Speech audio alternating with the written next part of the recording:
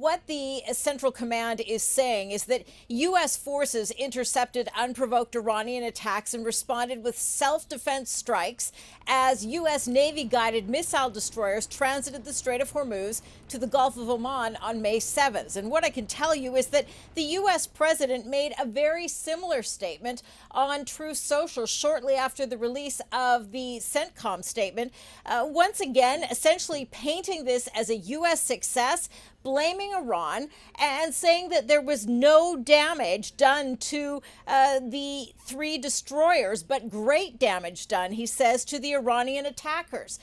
The problem is that both sides, and I know my colleague Tohid Asadi will talk to this in a moment, but that each side is saying there was no damage. The other side is responsible for instigating this.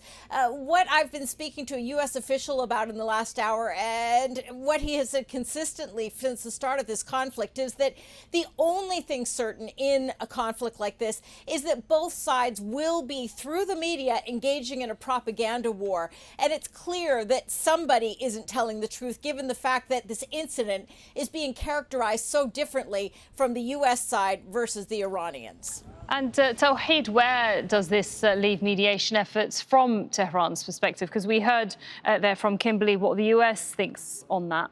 Oh, actually, Tehran says, diplomatically speaking, it's engaged in a lot of efforts, and that is clear from all these phone conversations and mediated messaging from Iran when it comes to its indirect, or I would say, communication by the mediation of the Islamabad. We know that there are so many uncertain things, and I would say uncertainty is the only certain thing at this point. We don't know what goes on behind the closed doors when it comes to these mediated communications. We don't know about the concessions that the two sides are practically ready to exchange when it comes to this situation. We're dealing with I would say, relatively long list of controversial issues. The sticking points are out there when it comes to the nuclear dossier of the country and sanction issues, as Kimberly was mentioning. Also, other issues such as the Strait of Hormuz, the U.S. blockade, war reparations, Iran's frozen assets, Iran's regional relations, and other issues are out there.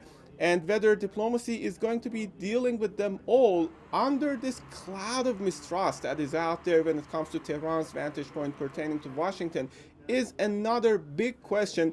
And to that, at this parallel military rhetoric that we hear from both sides, they're saying that they're ready for diplomacy, and they're saying that fingers are on trigger for any confrontational potential scenario down the road.